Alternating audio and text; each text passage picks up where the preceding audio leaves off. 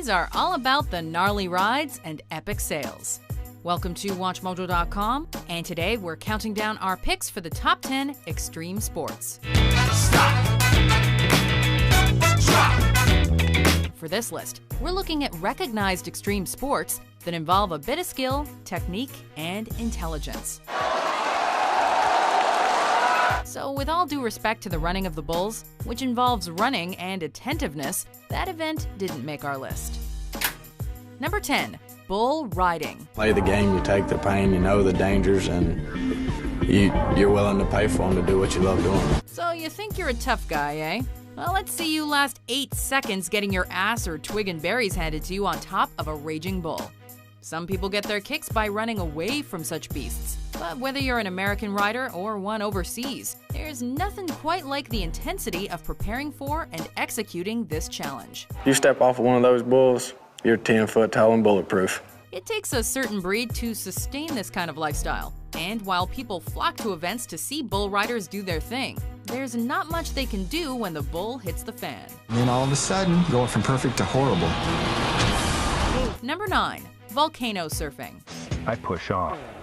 Moments later, I'm ass-turning down the pumice. The advent of this 21st century extreme sport has been credited to Zoltan Istvan, and it involves a bumpy ride to the dark side of an actual volcano. That's right, a couple thousand years ago, the poor residents of Pompeii were essentially buried alive thanks to Mount Vesuvius. And now, adventurers fight back against volcanoes, so to speak, by getting all up in their business. Go! Yeah! Times have changed, of course, but one must always be aware of getting all carved up by chunks of ash and flying debris. Oh yeah, the explosive lava is something to think about as well. Number 8. Ice climbing. It's a 100-meter vertical ice shield, nearly rock hard because the sun never hits it. We all know that mountain climbing is for pansies, right? So that's why this slippery sport has gained such momentum in recent years. We're kidding, of course, as both rock and ice climbers are equally adventurous and crazy. Whether you prefer alpine ice or water ice, the basic laws of nature apply when climbing up a frozen waterfall. One does not simply ice climb. One comes ready with all the appropriate gear, prepared for perhaps the most exhilarating feeling in the world, and maybe a nasty fall. Number 7. Highlining. Some of you may already highline on a daily basis, but probably not quite like this. My name is Philippe Petit. I'm a wire walker. Featured in the 2015 film The Walk, highlining is the form of slacklining that is done at challenging heights. This sport requires some intellect when setting up the anchor points, and of course, one must be in tip-top shape and be able to focus too, as the ultimate fail would be plummeting to your certain death. It's only been since 2010 that slacklining has really become popular, particularly in the form known as tricklining, and it builds on the examples of past high-wire artists for more creative expressions of freedom. Number 6. Skateboarding.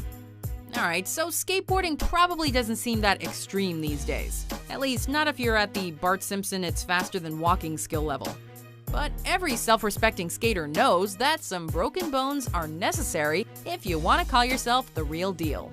We don't really need to explain the essence of this extreme sport, as YouTube has become a haven for countless skateboarding fails, and also some rather impressive feats. The activity is something of a gateway sport for extreme individuals, and a culture in its own right. You either skate or you don't. Number 5. Creeking, also known as steep creeking. Sure, one may enjoy kayaking or canoeing, but that doesn't necessarily mean you enjoy literal downward spirals off waterfalls. But if this does sound like you, then you're a creeker. Congrats on having a name. What do you need besides a kayak and a death wish? Well, a first aid kit might come in handy, and you'll certainly need a throw bag and face mask. Those living in the Appalachians have come to know creeking all too well, and there's nothing like experiencing a first descent, whether it's your own or with somebody else. Beware of chicken heads and sieves, and always creak with confidence. Number 4. Ice cross downhill, also known as downhill ice cross. I'm high in my life right now, nothing like it. The average person typically struggles when trying to lace up a pair of ice skates, and even more so with the actual act of skating. But if you grew up playing hockey and know how to maintain a certain balance, then you'll find some value with ice cross downhill. Holy moly! Hey! Do you think they can go any faster than me? Here's what happens. Skaters shoot down a walled track and try not to break their asses. It's just like downhill skiing, except with sharp skates and hard ice. As you can imagine, the average ice cross downhill fail will make anyone wince, especially if you happen to be executing the failure in question. Number 3, motocross. Gotta always jump something. Speaking of ice, the one and only Vanilla Ice once reigned supreme in this extreme sport, as he was reportedly a 3-time Grand National Champion in Dallas. Go Ninja, go Ninja, go! Go Ninja, go Ninja, go! You could say that motocross was the next step up for skaters during the 80s, along with BMX riding. Numerous sub-competitions have emerged from this vehicular activity, whether it be freestyle, supercross, or whatever competitors come up with next. Some fly high while others keep it low. But motocross has long been a favorite among your more liberal motorcycle enthusiasts. Number 2, free climbing. Now the big question. Are you an aid climber or a free climber? Not sure? Well, if you're the former, you'll need some help reaching your destination. But if you're the latter, then you're on your own. Literally. You know, you commit, you're like, I'm doing this, here I go. But then after like a couple hours of being all committed, you're like, man, I'm tired. Sure, free climbers take the appropriate measures to prevent, death. But the point of it all centers on the trendy concept of do-it-yourself. There's always that one glance down and it's out of the corner of your eye. Because once you make the turn and look, you're like, oh man, I am high. When you're a kid, you climb trees. But if you're an experienced free climber, you reach a bit higher. Some question the motivation of free climbers, which does make sense, but perhaps you just don't understand the feeling of exhilaration. It'd be sort of like asking a gymnast what they're thinking about while they're doing the routine. Ideally, they're just executing it perfectly. Before we unveil our number 1 pick, here are some honorable mentions.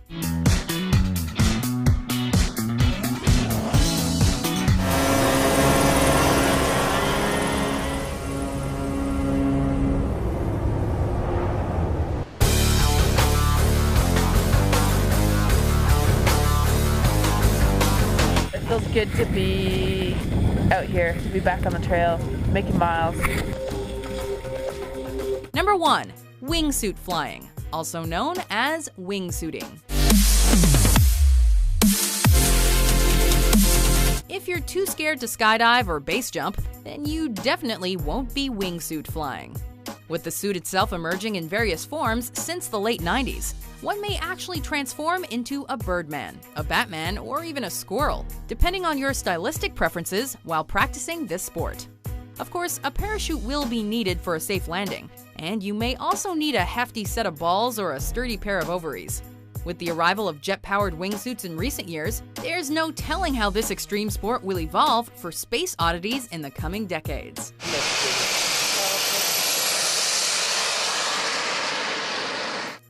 Do you agree with our list? What's your favorite extreme sport? You just have to hang on and, figure it out and fight.